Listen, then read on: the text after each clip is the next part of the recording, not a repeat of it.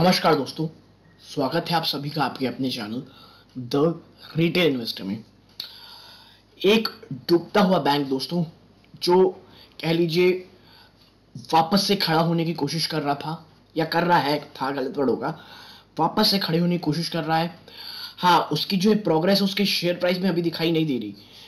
लोग बड़ा अमाउंट में इसमें कह लीजिए एक बड़ा बड़ा इन्वेस्टमेंट लगातार कर रहे हैं और कईयों को ये समझ नहीं आ रहा कि ये शेयर भागेगा कब। ऑन पेपर्स अब ये पहले के मुकाबले काफ़ी ज़्यादा स्ट्रांग हो चुका है और निवेशक जो है ये इंतज़ार कर रहे हैं कब ये अपने पैसे को दुगना या तीन गुना करेगा।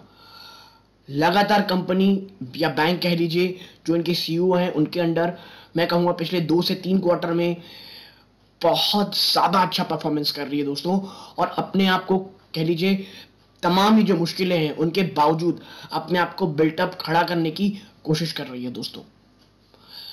और इन सब के बीच में एक मैं कहूँगा काफ़ी अच्छी एक रिपोर्ट निकल के आई है।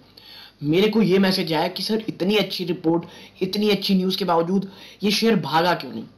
ठीक है, क्योंकि ये जो न्यूज़ है उसके बाद तो ये शेयर को कम से कम अपर सर्किट लगाना था, उसके बावजूद ये शेयर भागा ही नहीं। ऐसा क्यों है? क्यों ये शेयर बिल्कुल भी नहीं भाग रहा है?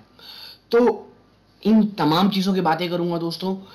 एक्चुअल जो चीज़ें हैं जो बहुत कम लोग जान रहे, सिर्फ एक हेडलाइन पढ़ के ही लोगों को ये समझ में नहीं आ रहा कि भाई क्या ये शेयर भाग जाएगा, क्यों नहीं भागा, या मंडे को बहुत तेज भागेगा। तो इन तमाम सवालों के जवाब हम इसमें ढूंढने की कोशिश करेंगे दोस्तों। वीडियो को अंत तक देखिएगा, काफ़ी इंफॉर्मेटिव और एजुकेटिव ये वीडियो होगी दोस्तों।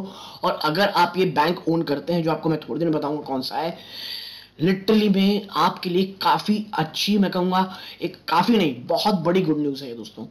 ठीक, तो हम बात करेंगे इसके अंत में, लेकिन वीडियो को जब मैं आगे बढ़ाऊँ प्लीज़ लाइक कर दें, चैनल को सब्सक्राइब कर दें, और मैंने एक टेलीग्राम चैनल बनाया जिसका लिंक डिस्क्रिप्शन बॉक्स में है, जाके देखिए, अच्छा लगे ज्वाइन कीजिएगा। अब विदाउट वेस्टिंग एनी टाइम सीधा लेके चलूंगा शेयर प्राइस की तरफ।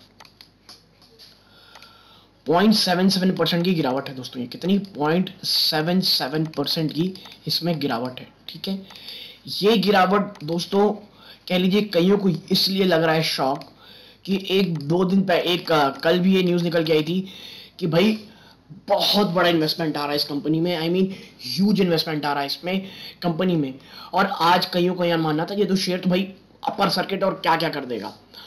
मुझे भी वो न्यूज़ पता थी, लेकिन मैंने इसलिए नहीं बनाई क्योंकि मुझे बहुत हद तक ये लगा था कि भाई इस न्यूज़ का असर शेयर प्राइस में उतना नहीं होगा। क्यों, मैं आपको आगे जब देखेंगे बताऊंगा।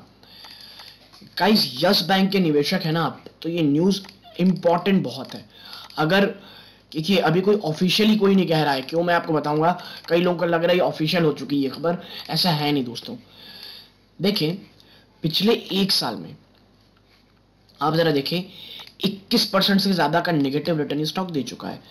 और ये देखिए ये तब से कंसोलिडेशन के फेज में ही चल रहा है। ठीक है, और इधर निचले स्तरों पे जो इसने बनाया था 10 रुपये 80 पैसे का, और ऊपरी स्तरों में जब ये गया था दोस्तों देखिए 14 रुपये 70 पैसे का। तो ये तब से वही रेंज है। निचले स्तरों पे इसने 10 रुपये 80 पैसा नहीं तोड़ा और ऊपरी स्तरों पे इसने 15 रुपये नहीं तोड़ा। ठीक है, तो इसी के बीच ये स्टॉक चल रहा है।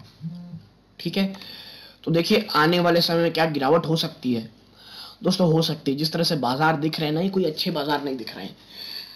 और वो निवेशक जो एक अच्छे खासे वैल्यूएशन का इंतजार कर रहे थे इसमें निवेश करने का, मुझे लगता है ये मौका ज़रूर से ज़रूर आपको देगा दोस्तों। ठीक है, अब मैं थोड़ा बात करता हूँ उस खबर की, उस बड़ी खबर की जिसका हर कोई बेसब्री से इंतज़ार कर रहा था। आप देखें इधर, Carlyle plans to acquire 10% in Yes Bank for $500 to $6 million।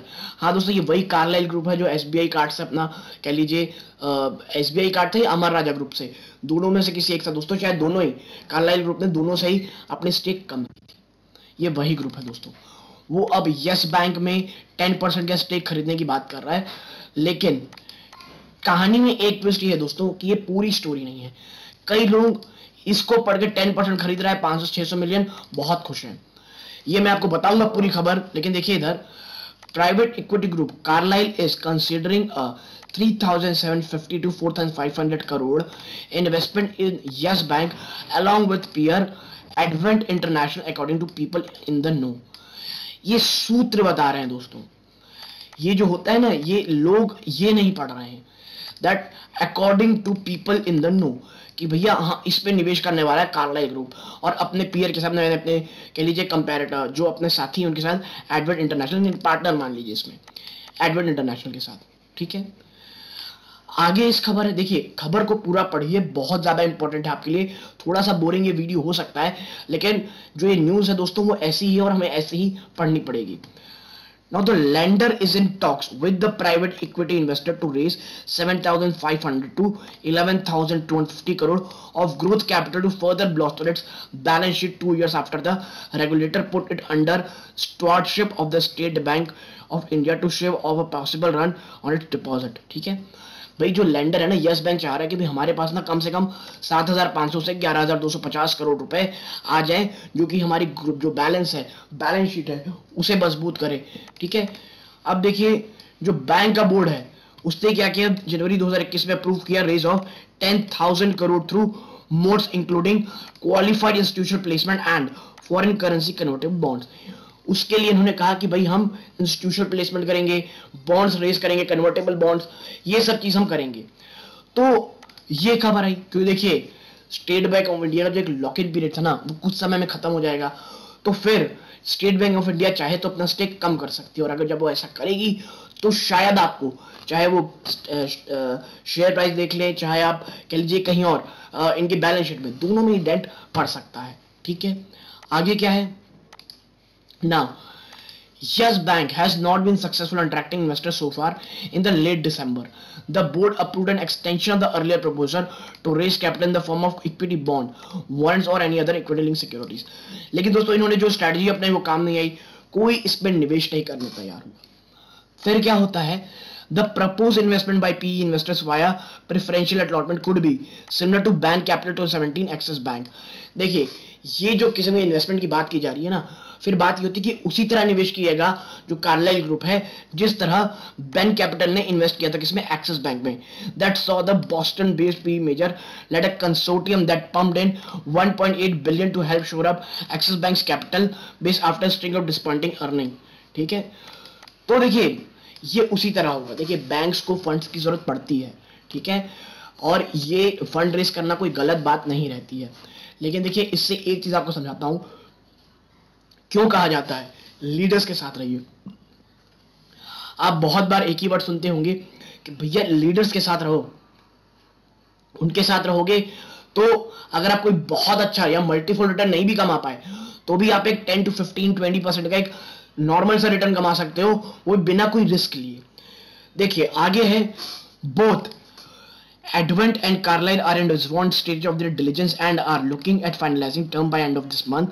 The exact quantum of investment would be finalized. जो इस मंथ का एंड यानी मार्च एंड तक जो इन लोग है दोस्तों, जो ड्यू डिलिजेंस होता है, जो भी कह लीजिए कितना फंड रेज करेंगे, क्या रेगुलेशंस होगी या क्या उस इन्वेस्टमेंट क्या रूल्स होंगे, ये सब फाइनलाइज होंगे दोस्तों। ठीक है, अभी क्या है करंट रेगुलेशन क्या करते हैं, जो नॉन प्रमोटर है ना वो such as private equity player, यानी जो भी प्राइवेट इक्विटी प्लेयर है जो प्रमोटर नहीं है बैंक का, वो बैंक में केवल 9.9% की स्टेक रख सकता है। ठीक है, subject to approval from Reserve Bank of India. Yes Bank's current capitalization at 32,596.47 crore. A 10% stake in the bank would thus be a value of 3,259 crore. Now both P's private equity are looking to each own 10% with board presentation. दोस्तों दोनों 10% की investment चाह रहे हैं, और अगर ऐसा करेंगे तो उन्हें अप्रूवल की जरूरत होगी, क्योंकि 9.9% ज्यादा की इन्वेस्टमेंट अगर आपको करनी है तो आरबीआई का अप्रूवल चाहिए। लेकिन प्रॉब्लम ये है दोस्तों, ये सब स्पेक्यूलेशन है, आप समझिए एक चीज। ठीक है, और किन्हीं ने भी आप देखिए ये लाइन पढ़िए that Carlyle decline to comment, Yes Bank did not respond. ये जब बात पूछी गई तो भैया कार्लाइल ने कह दिया कोई कमेंट नहीं करेंगे, यस बैंक ने भी रिस्पॉन्ड नहीं किया। तो इसीलिए मैं कह रहा हूं दोस्तों कि भाई आने वाले समय में अगर जब तक ये ऑफिशियल नहीं हो जाता आपको यस बैंक में कोई भी तेजी नहीं दिखेगी। ठीक है, और देखिए यस जो एसबीआई है वो largest share holder yes bank का 30% के साथ, ये पहले 48% था, लेकिन मार्च 2020 में उन्होंने घटा के 30% कर दिया। और ये जो पूरा लॉक इन पीरियड ये 3 साल का है, ठीक है। यानी कि जो मार्च 2023 है उससे पहले ये निवेश नहीं कम कर सकते अपना। और इसी जो लॉक इन पीरियड है, इसी पीरियड में यस बैंक चाहता है कि इतना अच्छा फंड रेज कर ले ताकि अगर यस बैंक पैसे निकाले भी, अपना स्टेक कम भी करे, तो भी इन्हें कोई प्रॉब्लम नहीं हो दोस्तों, ठीक है। तो ये है पूरा कह लीजिए मामला कि क्यों ये भाग नहीं रहा स्टॉक दोस्तों।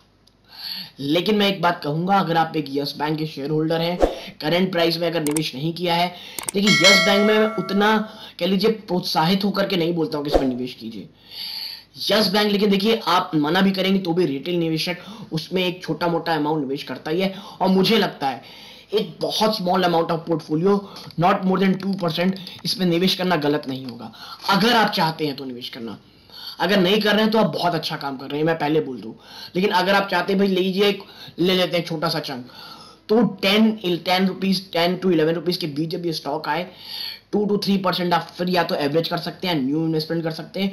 और एटलीस्ट दोस्तों प्लीज 5 साल से पहले का होराइजन प्लीज मत देखिएगा, एटलीस्ट 5 years होराइजन, ठीक है। अगर आप 5 साल के लिए देखेंगे तब आपको ये स्टॉक कुछ अच्छे रिटर्न दे सकता है, वरना शॉर्ट टर्म में ये जहां था वहीं का वहीं रहेगा।